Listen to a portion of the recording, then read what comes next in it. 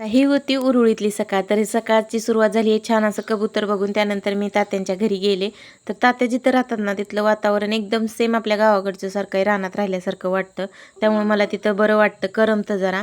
आणि तात्यांना पण ना माझ्या हातचं मिरचू खायचं होतं खरडून, तर त्यासाठी त्यांना छान असं मिरचू बनवून दिलं. आणि मामा भाचे दोघांच्या आपल्या तिघांच्या गप्पा चालू होत्या चांगल्या. तात्यांनी येताना ढोकळा आणला होता, तोच खाऊन घेतला. खूप छान होता ढोकळा बरं का.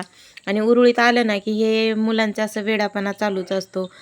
खेळणी, मज्जा, मस्ती ही चालूच असतं. आणि उद्या गावाकडे जायचं होतं ना, त्यासाठी तात्यांनी बघा भरपूर असं भाजीपाला आणून ठेवला होता. ते बाजारात कामाला जातात ना त्यामुळं.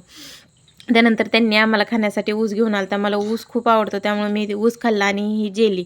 आता ही आणली होती मुलांसाठी, पण त्याच्यावर माझं पण हक्क आहे. मी पण खाऊन घेतली. आणि त्यानंतर अमूलने पिण्यासाठी ना निरा आणली होती. आता ही निरा कशी लागते ही मी बघण्यासाठी मी पिले, तर मला काही एवढी खास आवडली नाही. त्यानंतर आम्ही गावात गेलो आणि पाणीपुरी खाल्ली. उरुळीत आले आणि प्रत्येक वेळेस मी पाणीपुरी खाते, कारण की मला खूप आवडते पाणीपुरी. कुणाकुणाला पाणीपुरी आवडते ना, हे कमेंटमध्ये नक्कीच सांगा. अजून पुढे काय काय केलं नाही मी पुढच्या ब्लॉगमध्ये सांगते. तोपर्यंत